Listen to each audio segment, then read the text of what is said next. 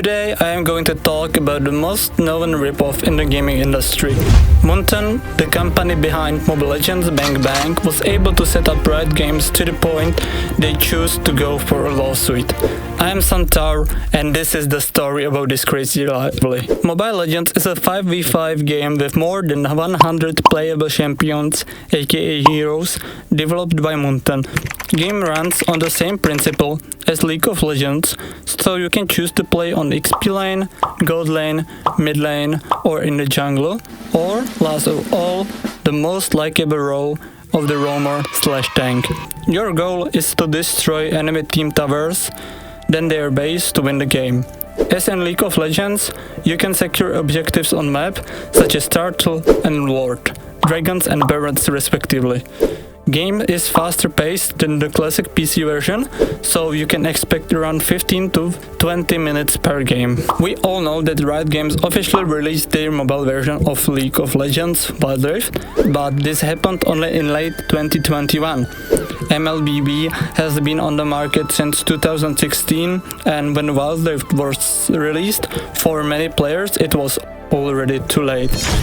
No one wanted to learn new mechanic, go through a hard learning curve, or just abandon a game in which they spent in some cases hundreds of dollars, including me. I have played Mobile Legends since its release in 2016, and at this time I didn't even know what League of Legends was. I still remember till this day how I was happy when I looked a new hero or found out how certain mechanics of the game works. It took me nearly 7 years to reach the highest rank possible, and I would never regret this grind. But not even once I was thinking about switching to Wild Rift. This shows how not even Riot was able to break through this established player base created by Moonton. Even though this game is a replica, it's not a cheap replica. Players are getting so many updates, events and new heroes every year. Monthly patches are helping the game to be in excellent condition, and every patch brings many balance changes and rebalances.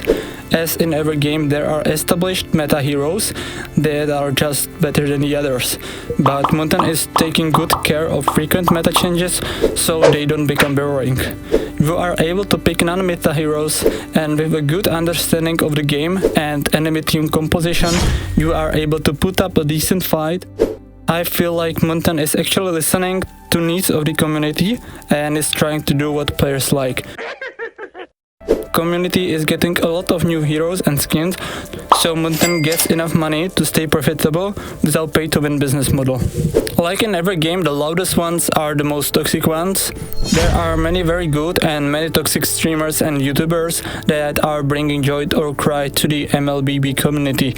Among the best English-speaking influencers, we can add the ones like Betoski, Gosuk General, Horror-chan, and many more.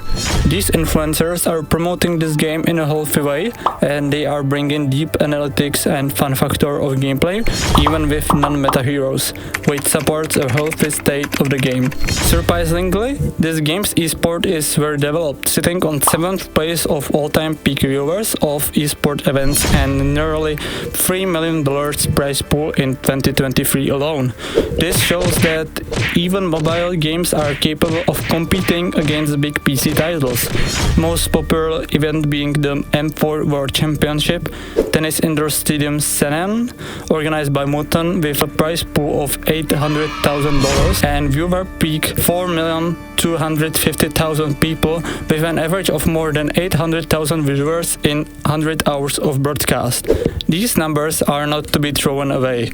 This shows enormous interest in this game, and that is not about the prize pool. Wild Rift having only $1 million less in all time than MLBB, while being on the market for a shorter time with prize pool of $6 million in 2022 alone, only shows that no one cares about Wild Rift with an all-time peak of viewers around 130,000. In 2023, The biggest wildlife peak is 17,000 compared to 2,100,000 on Mobile Legends.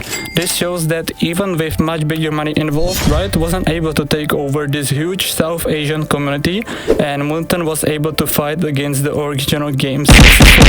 Let's get deeper into the numbers. MLBB has no problem beating Wildlife in every stat you can imagine. Mobile Legends has around 5 times more active players in a day or month, but Wild Rift is now growing a little faster with positive numbers every month, while Mobile Legends getting little dips from time to time. Mobile Legends is getting very consistent numbers every month and the player base is looking healthy. Riot Games have taken 2 legal actions against Moonton in years 2017 and 2022 respectively, but both cases were dismissed by the US court because Riot parent company Tencent didn't want to take place in the US. Court declared that it's impossible without both companies in the US. Tencent is already taking legal actions in China, but till this day there is not a small glimpse of ending this saga. Even though someone can call Mobile Legends a cheap copy of its counterpart, I think this game deserves all the success and fame they got. They finally brought joy to all mobile fans far earlier than any big company and have helped grow mobile esport to a respectable level. For sure, the game has a lot of similarities in gameplay, mechanics, heroes or graphics, but the game is still different enough to catch all these small dissimilarities and survive together on one market.